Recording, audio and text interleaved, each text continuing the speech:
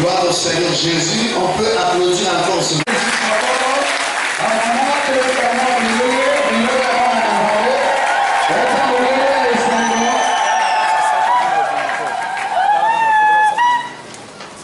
Le plus heureux ce matin, c'est moi. Parce que lorsqu'un homme fait un jardin,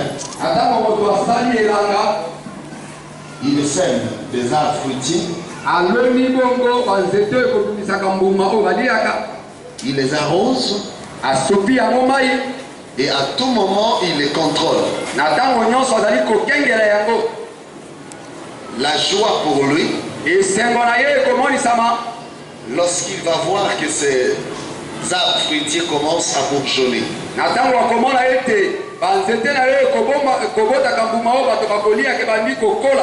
Il va commencer à apprécier l'œuvre de ses mains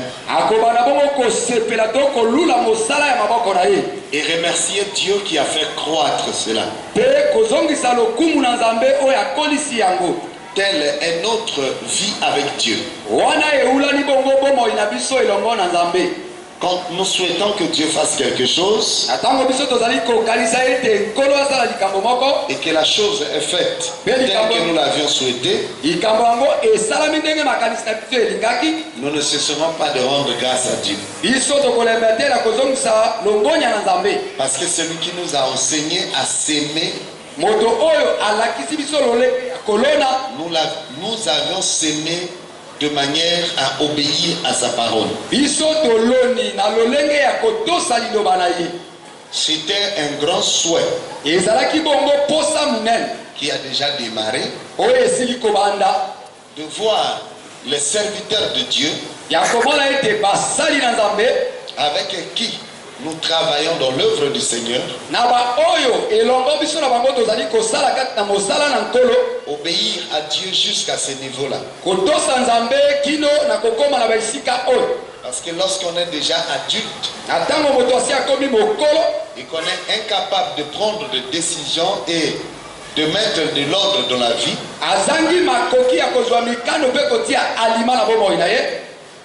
qu'est-ce qu'il faut dire? Est-ce que Dieu n'est pas là? Non, certainement pas.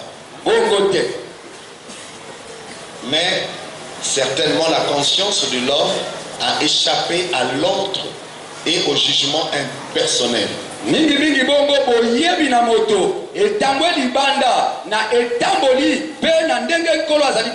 C'est dès lors que l'homme commence à se juger lui-même qu'il se voit clairement et se prend au sérieux.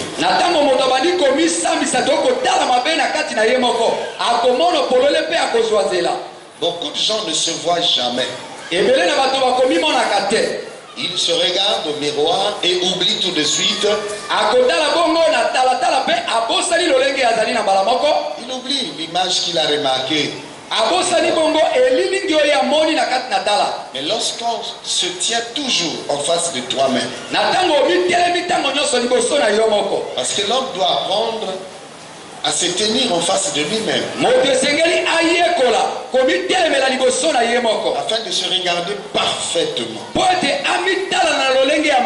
de se juger lui-même et de comprendre ce qu'il faudrait qu'il fasse encore de nouveau.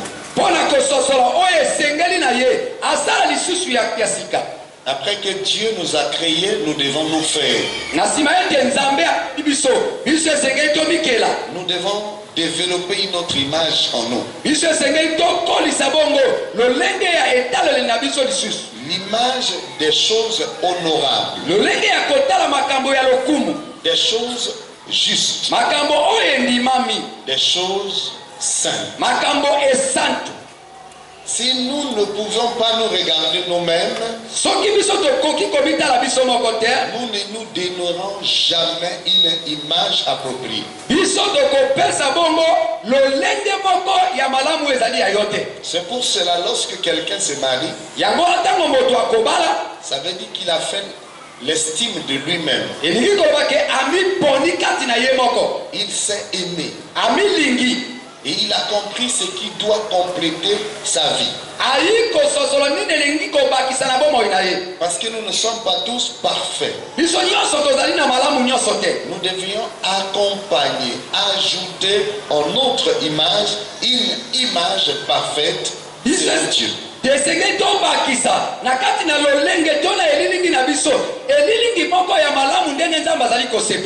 Et c'est ce que Dieu voulait pour un homme. Est-ce que j'exige le mariage pour tout le monde? Je dis non. Je reste du côté de Dieu. Pour dire qu'à chacun, selon la mesure de la grâce que Dieu lui a donnée.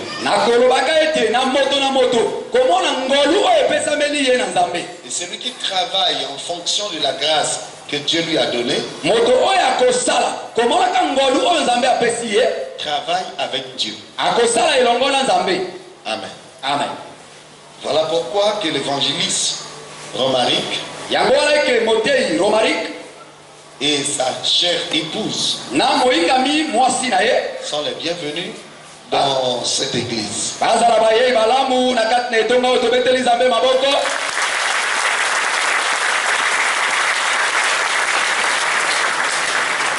Notre église ne marie pas les couples.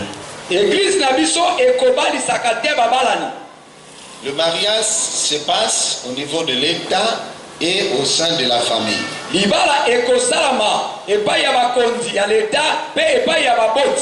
Et au sein de l'église, le mari vient présenter sa femme à Dieu. Puisque pour Dieu, tout ce qui est bon mérite la bénédiction.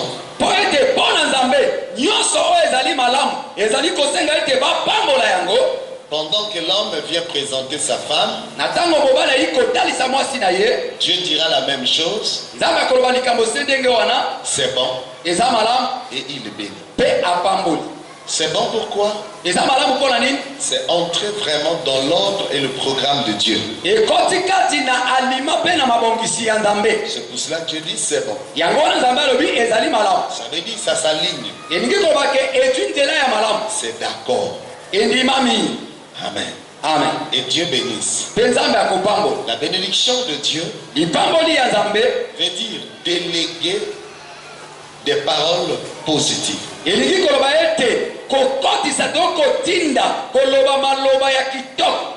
Déléguer le bonheur. C'est cela. Voilà, c'est important de se marier. Parce que celui qui ne s'est pas marié ne peut pas nous convaincre qu'il vit seul.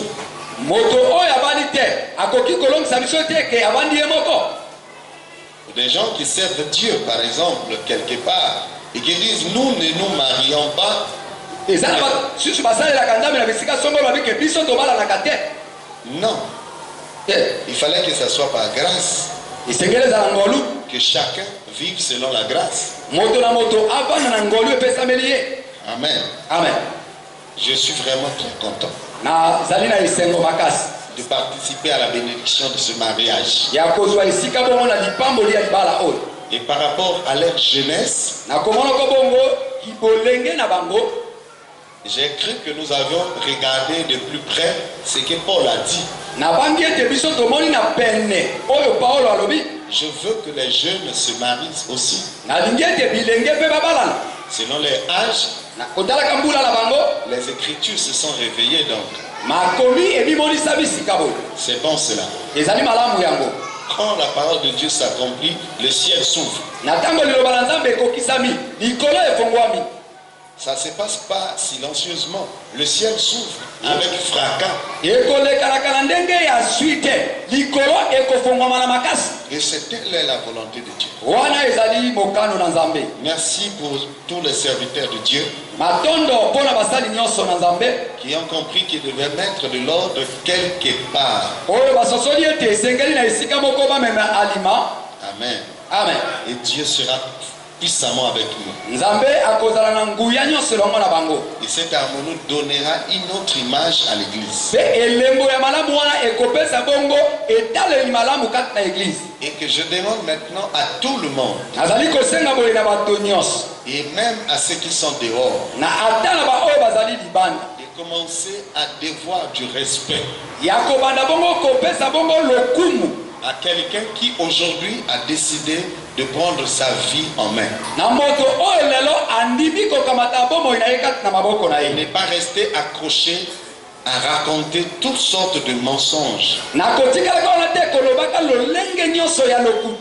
Ceux qui obéissent à Christ, toujours quelque chose qui s'ajoute en eux. Amen. Amen. Et quand on commence à dire, ces serviteurs-là, ils marchent dans la crainte de Dieu. Parce que il faudrait suivre les mariés à tout moment. Ils ont besoin d'une formation.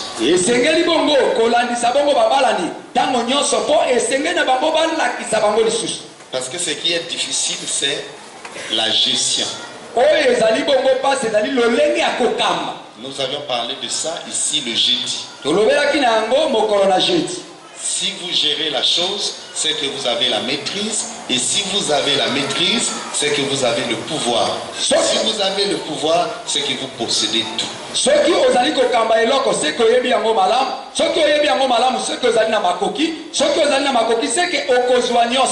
que vous comprenez? Merci beaucoup. Applaudissons le Seigneur.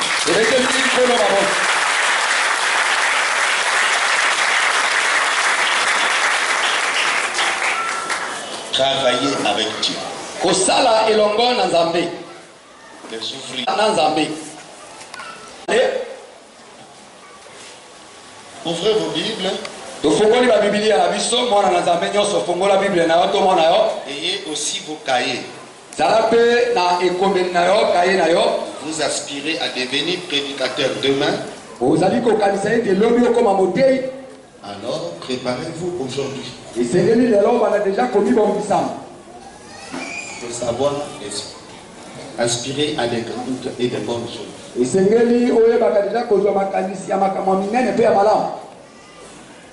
Je lis la parole. Et ils s'en allèrent prêcher. Le Seigneur travaillait avec eux et confirmait la parole par les miracles qui l'accompagnaient.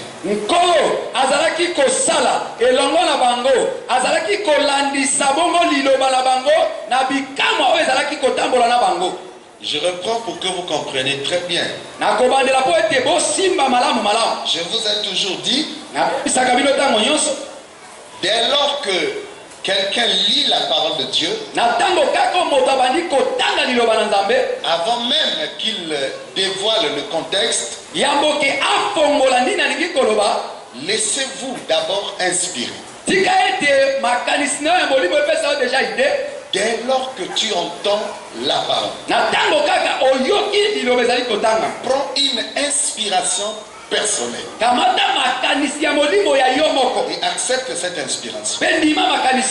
Ajoute à ton inspiration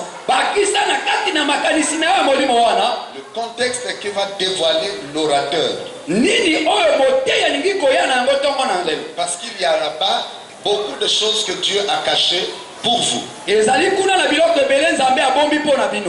veut vous les révéler. Donc ne ratez jamais la lecture. Ensuite, en écoutant la parole, Dieu ne vous a pas établi juge. Parce que l'orateur a une ligne à suivre. Parce que dans l'expérience de la parole de Dieu, un même verset lu par beaucoup de personnes peut donner beaucoup d'interprétations. Donc ne soumets pas prédicateur, ta façon de concevoir les choses. Dieu veut te parler sur tous les domaines et sous beaucoup de formes. Car celui qui sert Dieu a l'oreille circoncis pour écouter Dieu. Sous la manière, tantôt d'une manière, tantôt d'une autre, Dieu parle.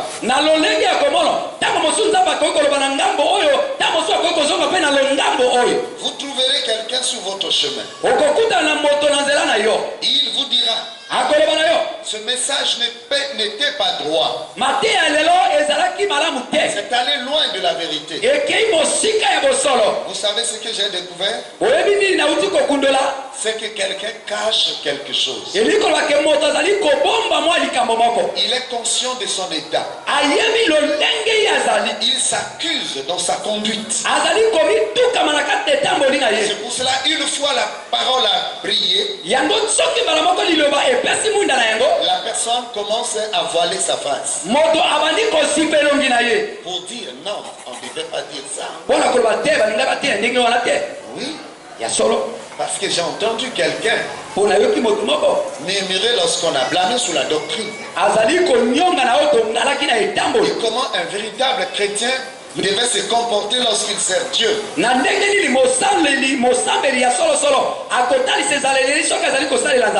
doit pas aller choisir des lieux cachés pour laver les gens, pour les soutirer de l'argent. C'est une fausse doctrine. Et la personne se trouvant dans ces choses c'est là pour dire ce message-là, c'était pas dans la vérité.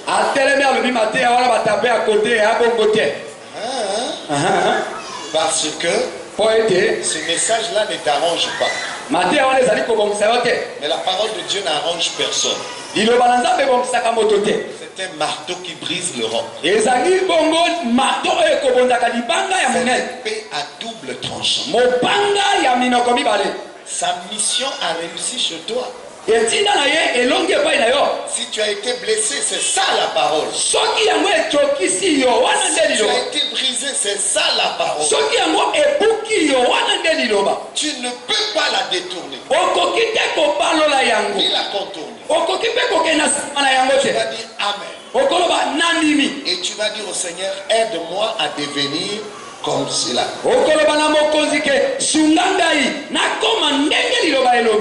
À moins que quelqu'un soit aveugle pour dire que oui, ce message n'était pas droit. Le message est droit. Et la parole est la vérité. Amen. Amen. Bien. Nous allons donc commencer la prédication.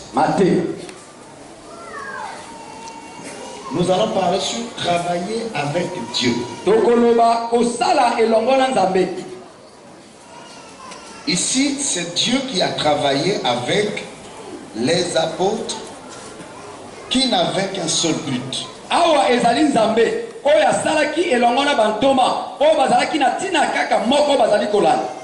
Témoigner la parole de Dieu, la donner aux auditeurs, afin que ceux qui écoutent ce témoignage dévoilent ou découvrent dans ce témoignage que Dieu est bon et qu'il est puissant, et que dans ce témoignage, faire du témoin quelqu'un qui dit vrai. Les apôtres se sont battus à ce sujet-là pour faire comprendre les gens. Les apôtres ont dit ceci aux auditeurs: que si nous vous disons quelque chose qui ne soit pas vrai, c'est que nous sommes des faux témoins. Et nous vous disons est la vérité. Et ça fait de nous des hommes qui disent la vérité. Alléluia. Amen. Donc vous allez directement comprendre que lorsque vous annoncez la parole de Dieu, vous témoignez la vérité. Vous donnez cette vérité aux auditeurs, à ceux qui croient. Et ceux-là, à leur tour, ils reconnaissent que Dieu est bon. Il est vrai. Il est tout puissant. Normalement, dans une bonne audition, celui qui a dit la vérité et que vous avez attesté que cela est vrai, il est automatiquement lui-même dans la vérité. Parce que la Bible dit ceci: à partir de ce que tu dis, tu nous dévoiles une image du fond de toi-même. Les apôtres ont dit, ce que nous disons, nous parlons parce que nous croyons.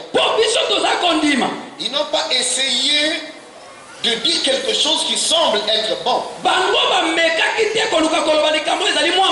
Ils ont dit des choses qu'ils croient eux-mêmes. Ils ont prêché la vérité et eux-mêmes ils sont dans cette vérité.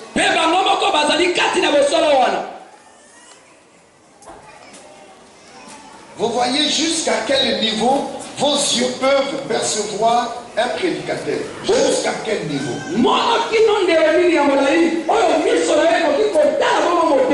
Quand quelqu'un prêche la parole de Dieu, jusqu'à quel niveau vous devez le voir, le considérer? Il est dans la vérité.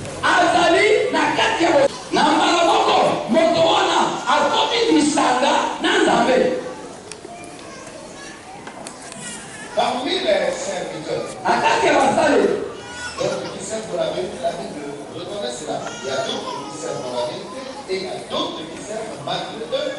Il y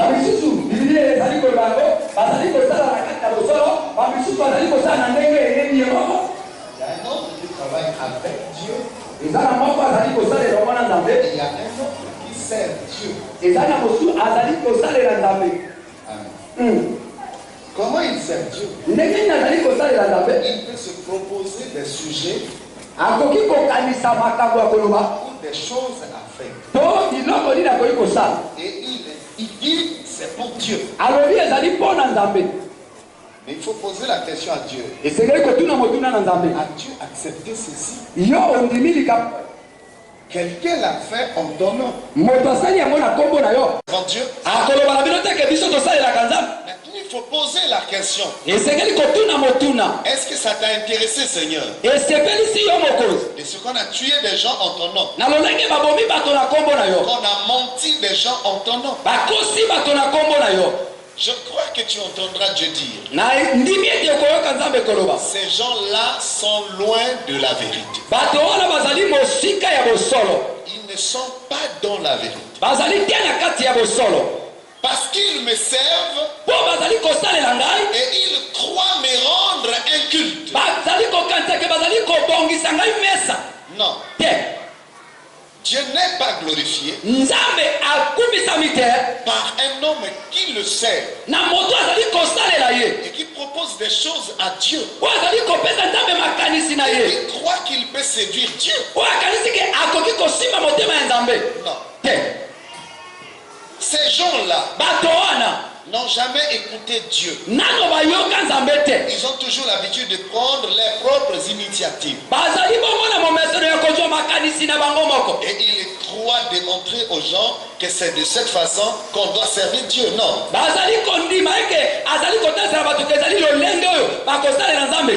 Quand le Seigneur a parlé des adorateurs, c'est pas seulement celui qui adore Dieu dans la vérité, mais c'est Dieu qui doit être dans cet homme, afin que cet homme adore Dieu avec Dieu. Voilà pourquoi Jésus dit, ceux qui m'adorent en vérité et en esprit. Parce qu'il n'y a pas l'homme adorateur. Il n'y a pas un vrai homme soit un adorateur de Dieu. L'homme essaye avec des gestes et des positions pour adorer Dieu. Je dis cette adoration-là n'est pas dans la droiture. La vraie adoration, c'est en esprit. Nous savons que Dieu est esprit. Et en vérité. Nous savons que la vérité c'est Jésus. Donc si une adoration n'a pas été poussée par Dieu, votre adoration est charnelle. Comme la prière. Il y a aussi des prières charnelles. Bien bâties avec de jolies phrases. Oh Seigneur Dieu de miséricorde. Oh le Dieu d'Abraham, d'Isaac et de Jacob. Dieu sait où tu vas. Mais tu ne sais pas où va Dieu. La Bible dit, dans nos faiblesses, nous ne savions pas ce qui convient quand nous prions.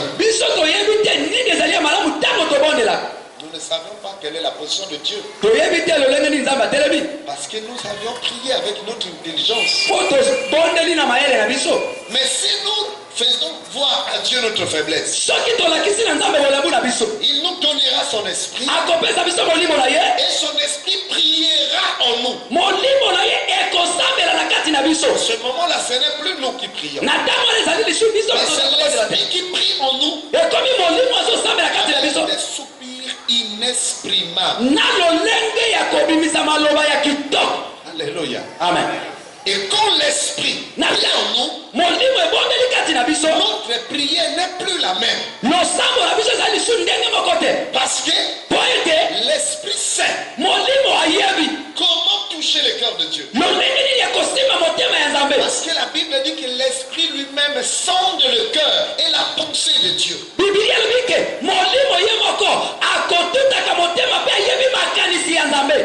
Même chose comme dans l'adoration.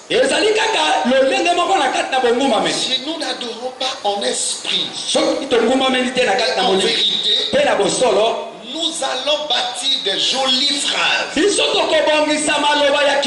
mais qui ne vont servir à rien.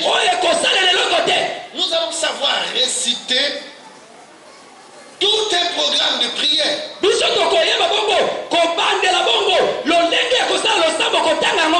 ne touchera pas Dieu. L'homme qui dit qu'il travaille avec Dieu, Dieu reste son maître, son initiateur, son conducteur. Dieu te dira, ouvre ta bouche, je la remplirai. C'est-à-dire, c'est dans la responsabilité de Dieu de mettre en nous, de placer en nous ce que nous allons dire.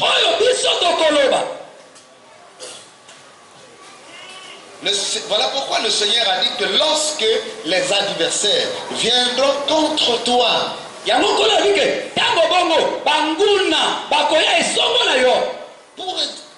pour entrer en procès contre toi,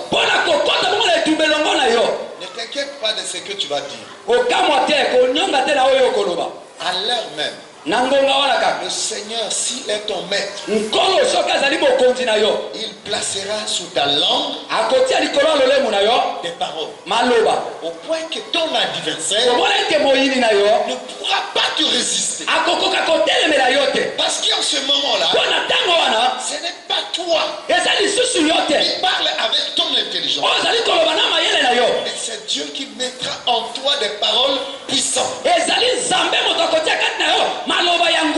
Qu'aucune personne ne peut contredire. Parce que tu n'es pas toi. Mais Christ est en toi. Il parle par toi. Il démontre par toi. Alors donc tu n'es qu'un ouvrier du Seigneur.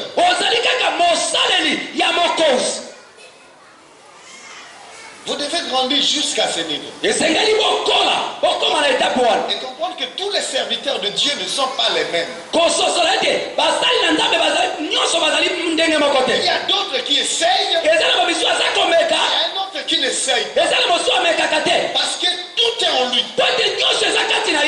Ça marche comme de la machine. Comme une cassette déjà enregistrée. Il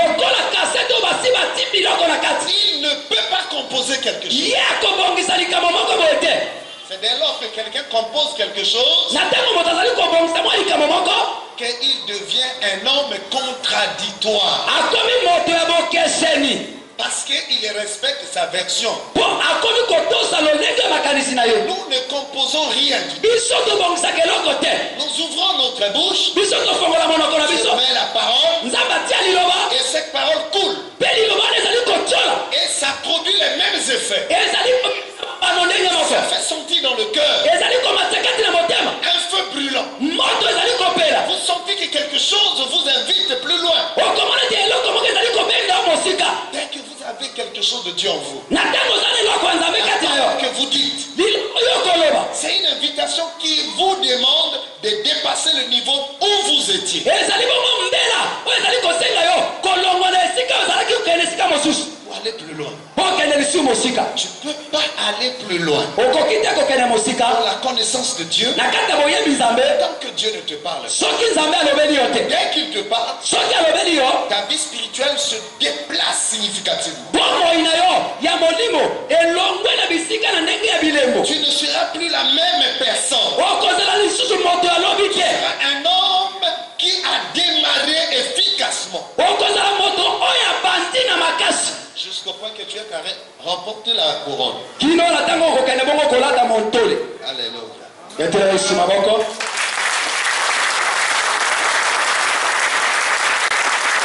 Sur le terrain de l'évangélisation.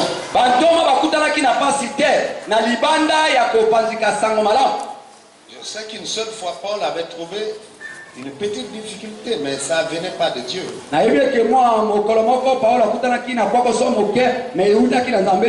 Dès lors que Paul se voyait un homme plein d'expérience, il a beaucoup réussi sur le terrain. Pour cela, il prend une décision, il dit je vais en Europe. Non, il allait en Asie. Voilà. En cours de route, le Seigneur l'a empêché. Parce que c'était aussi, quand vous avez trop d'expérience, vous risquez aussi de tomber dans l'orgueil. Si vous n'avez pas de la maîtrise, c'est pour cela, plus Dieu devient humble, plus Dieu parle en toi, devient encore humble. Il faut faire attention. Parce que si la gloire vient, ta gloire arrive, la chute est proche. Et si tu es conscient, après la gloire, la chute peut me suivre, tu feras attention. Oh mon frère, si ce n'était pas moi, tu ne devais pas être guéri. Ce n'est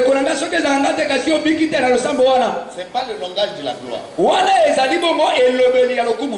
le langage de la gloire, c'est toujours un langage d'humilité.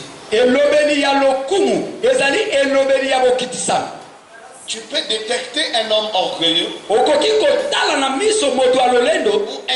qui est déjà entré dans la chute de sa vie. Seulement à partir des mots qui sortent de sa bouche. Si c'était pas moi, je n'allais pas travailler. Ta récompense, tu l'as déjà reçue. Parce que tu te glorifies sur cela. Si ce n'était pas moi, ou encore, tu veux pas que ça soit quelqu'un d'autre, ou au travers de quelqu'un d'autre, que Dieu fasse telle chose. C'est la maladie la plus grave qui amènera à la chute la majorité des prédicateurs.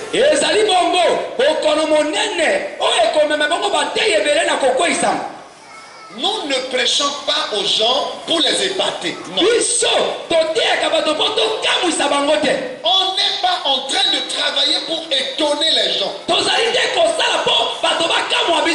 Nous sommes en train de travailler pour donner Christ à tous ceux qui nous écoutent.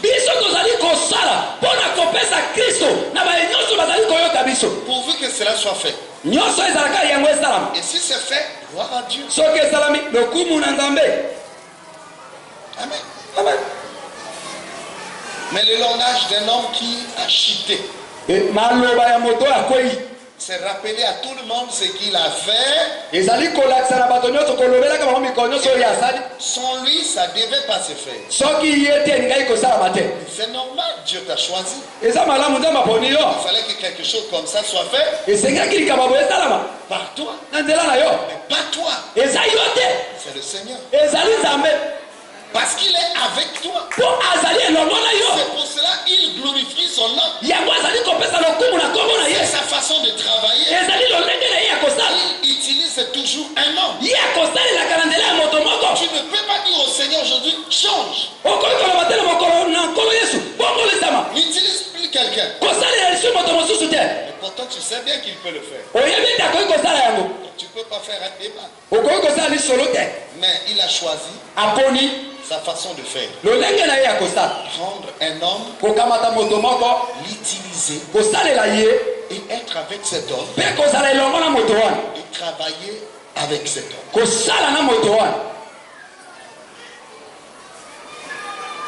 Est-ce que vous savez que beaucoup n'aiment pas les témoignages? Beaucoup n'aiment pas les témoignages. Je vais vous dire pourquoi. Quand vous donnez les témoignages, c'est comme vous glorifiez l'instrument par qui Dieu est passé.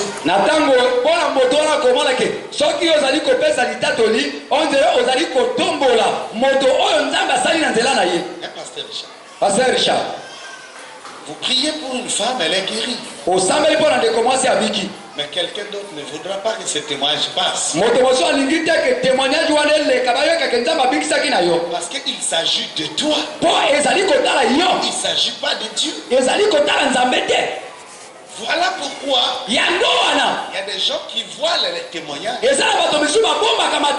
Voilà pourquoi quelqu'un peut ramasser les béquilles ici, il jette. Éteindre l'image.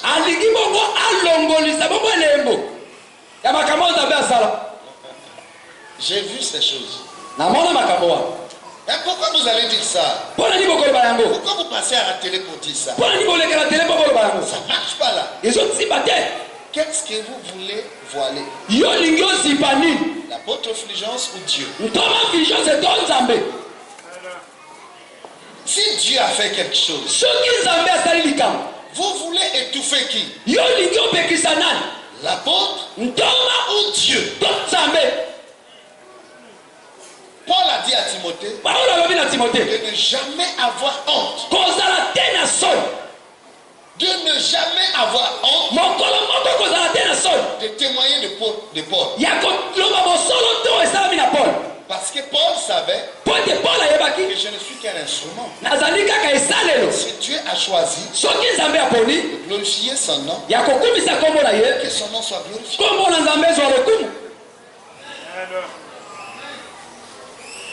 Il faudrait que les gens reconnaissent ceci. Travaillons avec Dieu. Et nous n'aurons pas de problème. Par rapport à qui que ce soit, nous n'aurons pas de problème. Gloire au Seigneur. Vous allez voir que même un serviteur congolais ne témoignerait pas à congolais.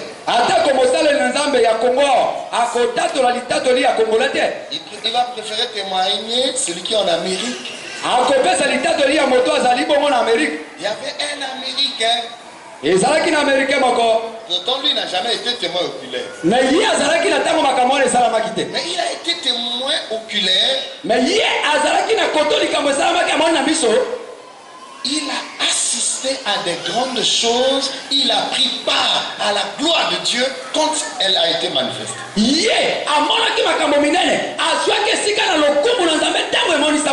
Parce que pour lui, l'instrument de Dieu là ne tient pas. Ça ne tient pas. L'instrument devait dépendre de lui. Et ça, le lieu que lui, non, la personne là, il veut que l'instrument soit celui que lui il a jugé que c'est bon. Si c'est lui, c'est bon.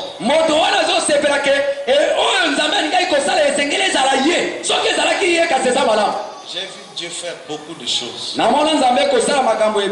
Au point que je n'ai jamais pu expliquer toutes choses. Parce que Dieu est choisi, est capable de choisir qui il veut. Même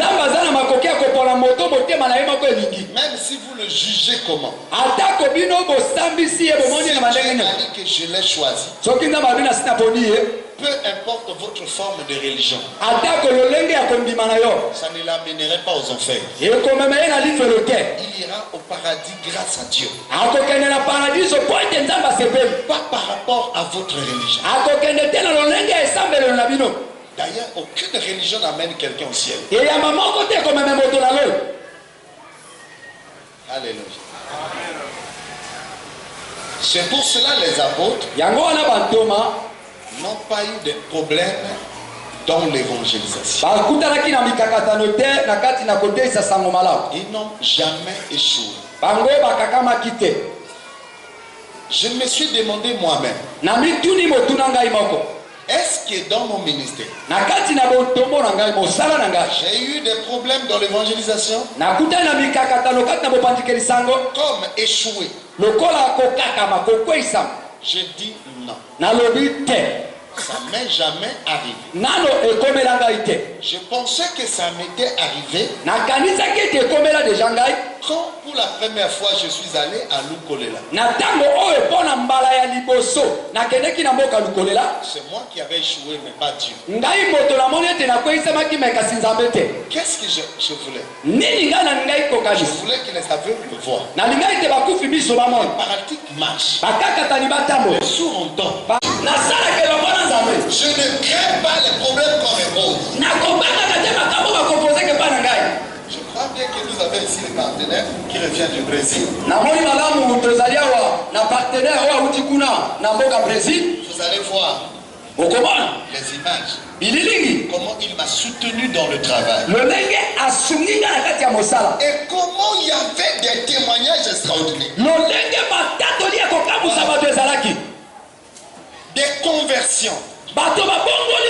Des chanvreurs. Un grand homme qui avait tout perdu dans son usine. Il était devenu pauvre.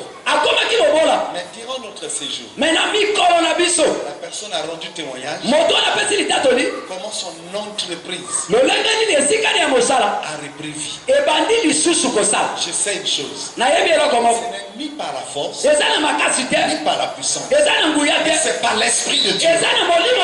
Si l'Esprit de Dieu est avec toi, tu n'as pas échoué. Ndima amen. Ndima lisusu amen ya bien.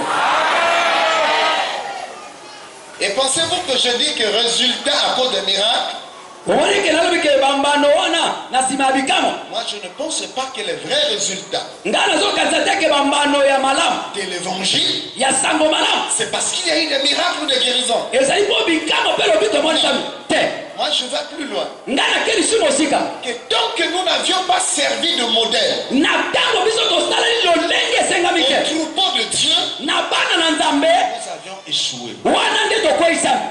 avez rendu pas mal de gens incrédules. Notre inconduite.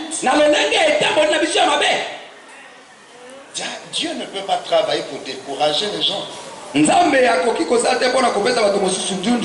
juger les gens, non. Il a pour but de sauver.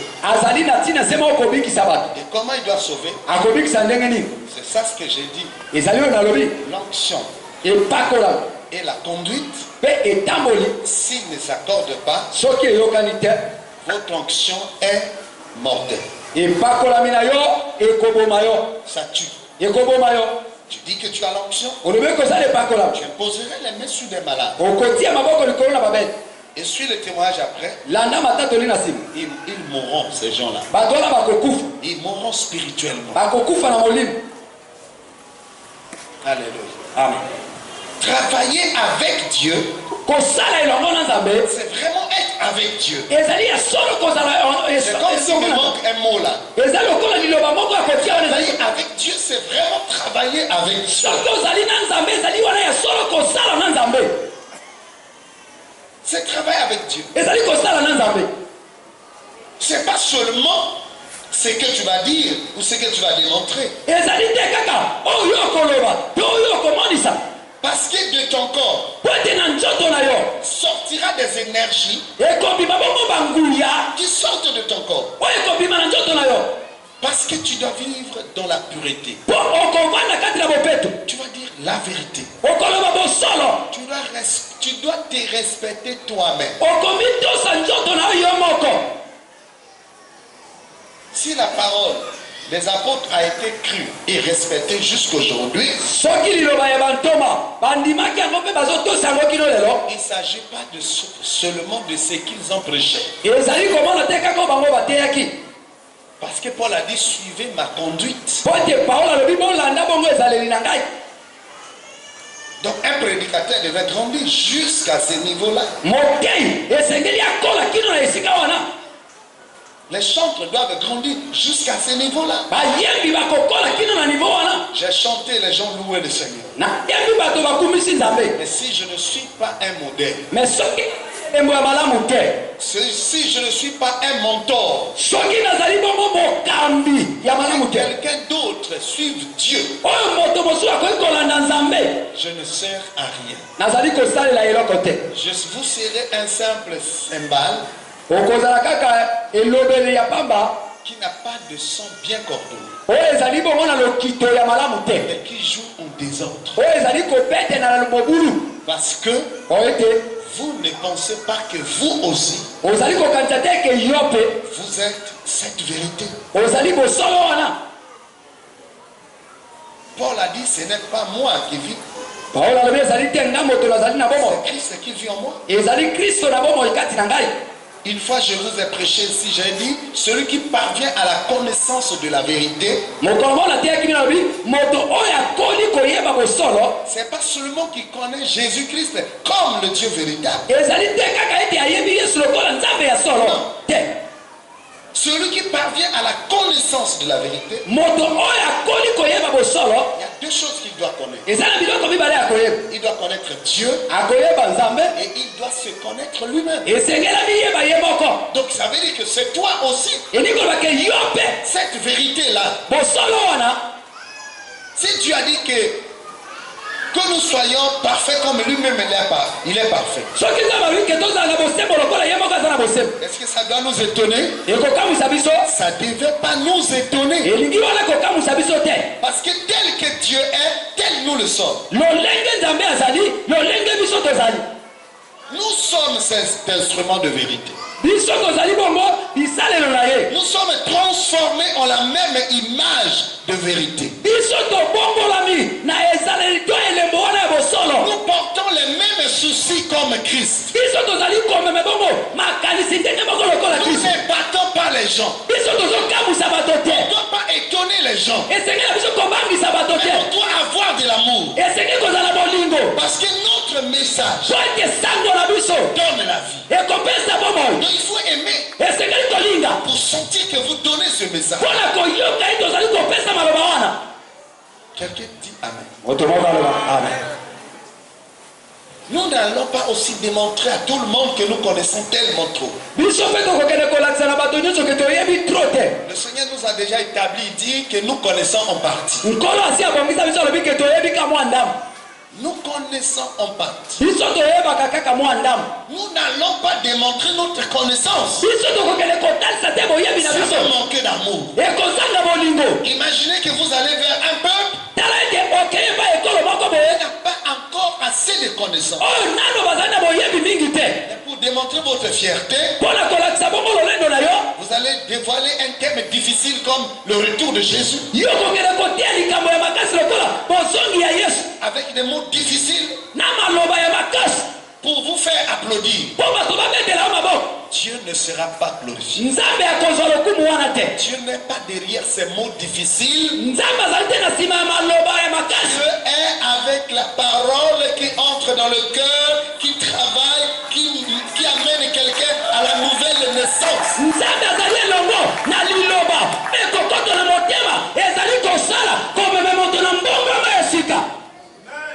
Des phrases difficiles, vous serez un cymbale sonore. On ne comprend pas du tout. Est-ce que le Dieu est compliqué? Le Seigneur n'est pas compliqué. Il te parle dans ta langue. Il te parle jusqu'au niveau que tu comprends. C'est au niveau de ta compréhension que Dieu te parle. Il ne peut pas venir vers vous avec un langage non audible.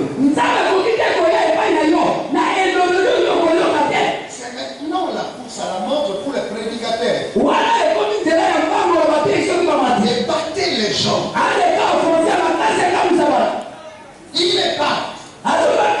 Ce qu'il dit est incompréhensible. Difficile à comprendre. Ça rend l'homme incrédule. Ou encore s'il comprend, ça nous rend orgueilleux. Alléluia. Travailler avec Dieu. C'est que vous le connaissez. Que Dieu aime. Et toi aussi tu dois aimer. Tu dois aimer, tu ne peux pas travailler avec Dieu. Et tu n'arrêtes pas les gens. Dieu t'a donné la responsabilité. Tu dois les aimer. Tu dois être d'accord avec eux. Accepter les problèmes. Et prendre soin d'eux. Essayer de les écouter. C'est comme cela travaille avec Dieu. Dans le livre de 1 Corinthiens, le chapitre 3.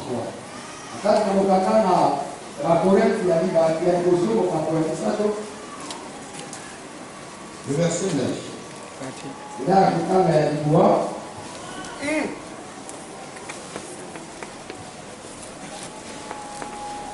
Je lis. Car nous sommes ouvriers avec Dieu. Vous êtes le champ de Dieu. L'édifice de Dieu. Quand vous êtes appelé au ministère, comme Dieu vous a invité à être avec lui,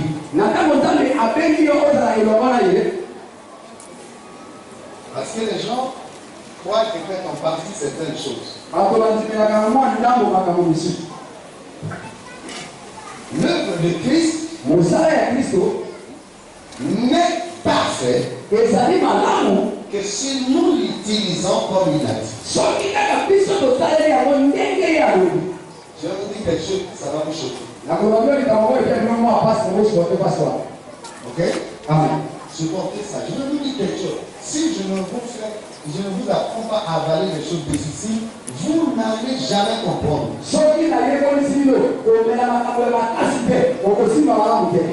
Voici ce que je vais dire. Vous êtes libre de le croire ou de ne pas le croire si Dieu vous fait grâce.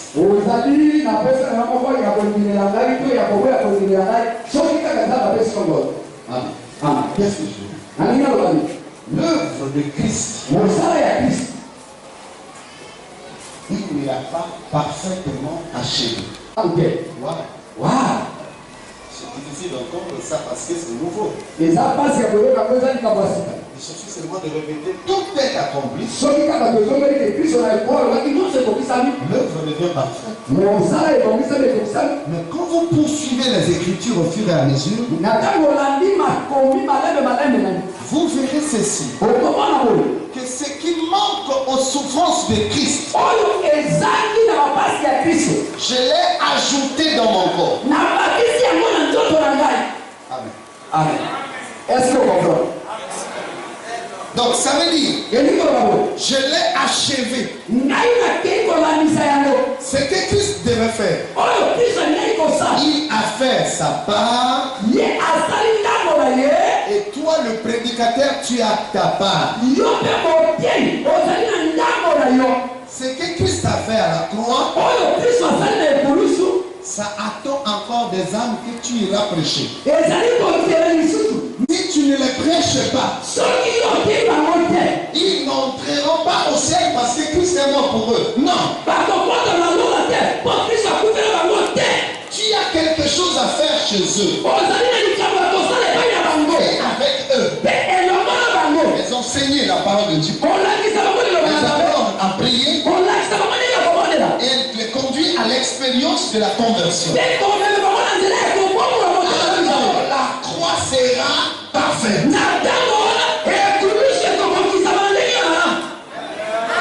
Si les gens n'arrivent pas à croire, c'est que l'enfer est encore ouvert. C'est pas parce que Jésus est mort sur la croix. Cette annonce de la mort sur la croix doit être prêchée. Et s'il n'y a pas de prédicateur, l'œuvre de la croix n'est pas parfaite. C'est au travers de notre propre vie que nous rendons parfaite l'œuvre de Dieu.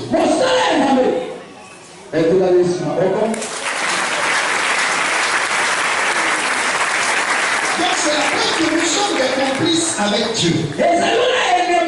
Nous travaillons ensemble. Dieu fait sa part, et à nous de faire notre part. Si nous composons avec Dieu, le succès nous suivra. Il y a beaucoup de choses qui font eux-mêmes.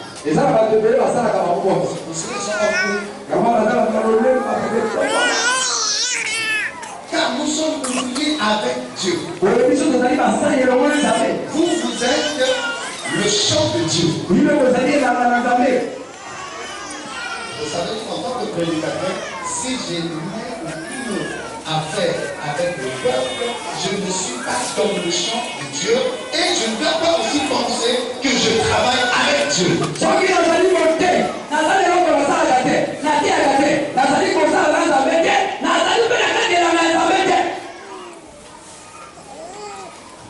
Beaucoup de gens pensent autre chose. Si je prêche, je dois d'abord obtenir mon fond de prédicateur. Là, je travaille avec Dieu.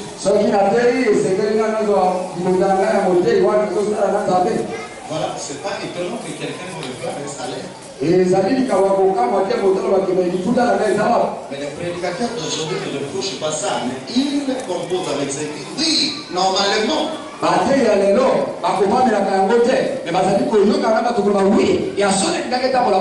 prédicateur d'aujourd'hui ne blâme pas les mauvaises choses. Ils sont en train d'épauler, de composer avec le diable, d'épauler, c'est ça. C'est que je sais que le Dieu vivant accomplit sa parole. Vous ne pouvez pas l'aider à accomplir sa parole. Il est puissant pour le faire lui-même. Si tu le sais de ton cœur, selon la vérité, Dieu ne manquera pas de t'assister. Il n'y aura pas de réunion pour ça. Il n'y aura pas de réunion.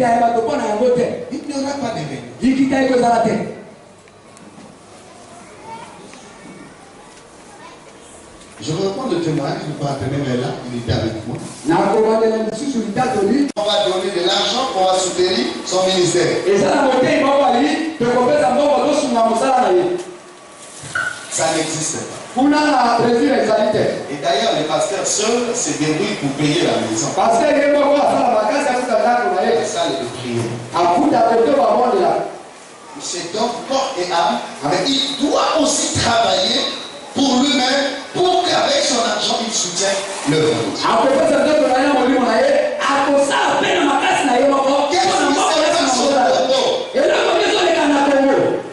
Le terrain bien travaillé. Et si vous êtes comme ça, cette église, l'église est grande, les gens connaissent le donner. Quelle amitié qui s'ouvre dans l'église, dans toutes les églises.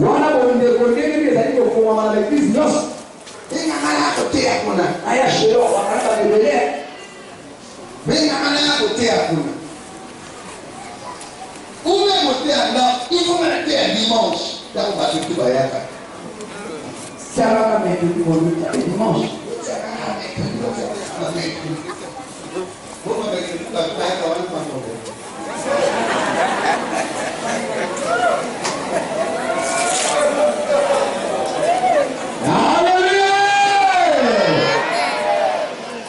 Je crois que la parole est puissante.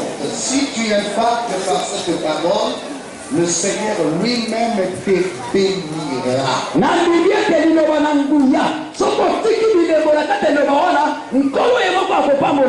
Jusqu'au dernier jour de ma prédication au Brésil, je me levais pour saluer les gens. Deux mamans avancées en âge. Ce sont les qui ont suivi les pasteurs. Dans l'église. Non. C'est pas comme ça. J'ai ici. On donne pas. Mais lui. On donne lui. Est-ce qu'on a dit? Marche avec Dieu. Aujourd'hui, je veux qu'on prie. Et qu'on dise au Seigneur, je veux tout faire avec. Je ne veux pas tout faire en ton nom. Je veux tout au nom de Jésus. S'il est avec moi, ça marche. C'est comme le dimanche passé, je vous l'avais dit ceci. Il n'y a pas un endroit spécifique où on peut aller chercher Dieu et Dieu se fait voir. Il n'y a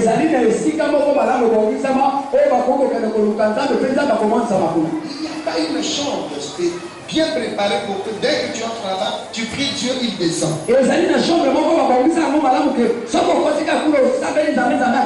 Non. Dieu ne vient jamais. Il est en toi.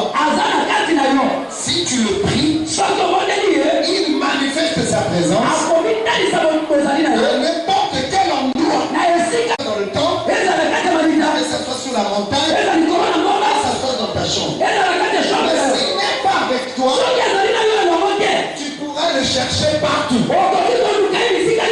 et tu ne le verras.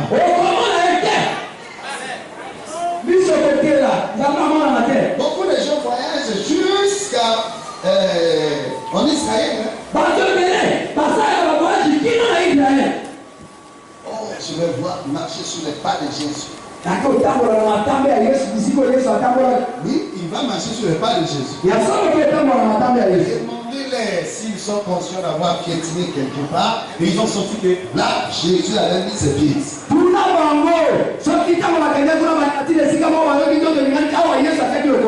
Découvre Jésus directement chez toi. Ne perds pas trop de temps. Si tu pars en retraite, tu peux choisir n'importe quel endroit. Je peux aller faire ma retraite, même dans l'hôtel. J'ai choisi une chambre. Tout est calme. Je peux passer une semaine là-bas. Je sors.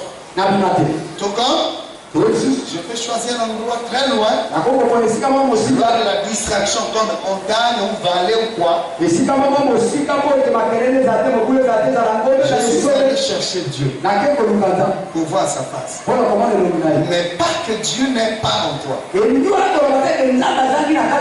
gens qui vont chercher Dieu, sachant qu'il n'est pas avec eux, tu ne le verras pas. Si tu vas chercher Dieu, tu ignores qu'il est en toi, tu ne le verras pas. Parce que j'ai vu des gens en mission, dans une séance, faire la mission de Dieu, mais n'a reçu aucune vision. Comment tu peux aller en campagne durant tout ce temps? Il n'y a pas de signe, pas de voix, pas de vision. Reviens vite. Reviens vite. Parce que dès que nous allons en mission, même le premier jour, tu entres comme ça, la nuit là même où tu es arrivé, Dieu te dit, ne crains pas, je suis avec toi.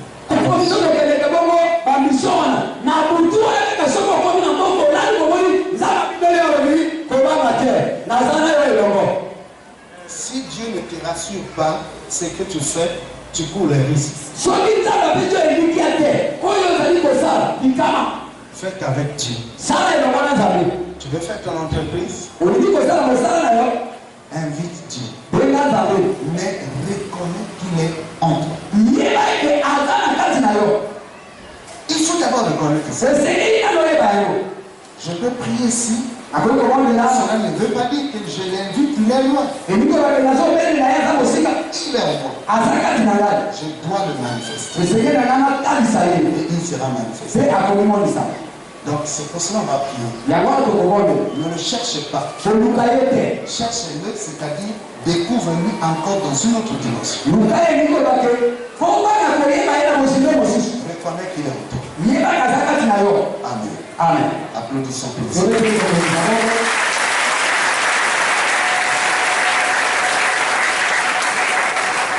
Alors que tu as écouté maintenant, mets-toi bien. Tu vas prendre un instant de silence et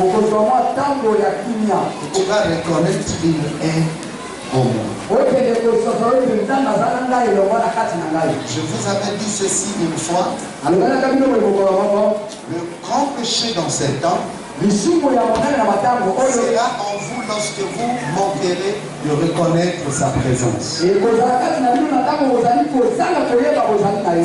même péché qui a poussé à Jérusalem